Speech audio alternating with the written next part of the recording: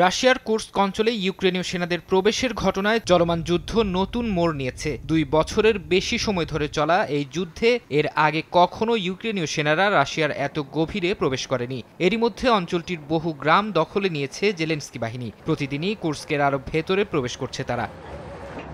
বিভিন্ন আন্তর্জাতিক গণমাধ্যম জানিয়েছে, ইউক্রেনীয় সেনারা কুর্স্কের আশপাশের বিমান ঘাঁটিগুলোতে ড্রোন হামলা চালিয়েছে।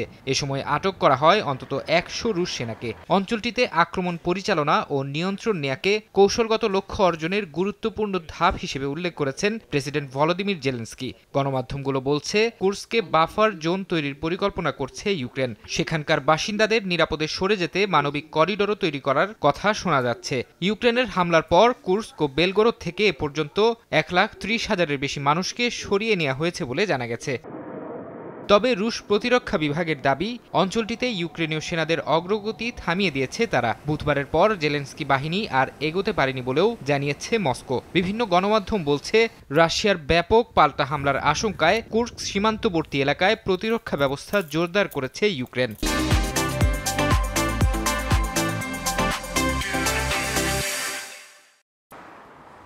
এদিকে কুর্স্ক ও বেলগোরদে জরুরি অবস্থা জারি হওয়ায় নিজ নাগরিকদের সুরক্ষা নিয়ে চিন্তায় পড়েছে ভারত। এরই মধ্যে নিজ দেশের নাগরিক ও শিক্ষার্থীদের রাশিয়ার ব্রায়ান্স্ক, বেলগোরদ ও কুর্স্ক অঞ্চল থেকে সরে যেতে পরামর্শ দিয়েছে ভারতীয় দূতাবাস।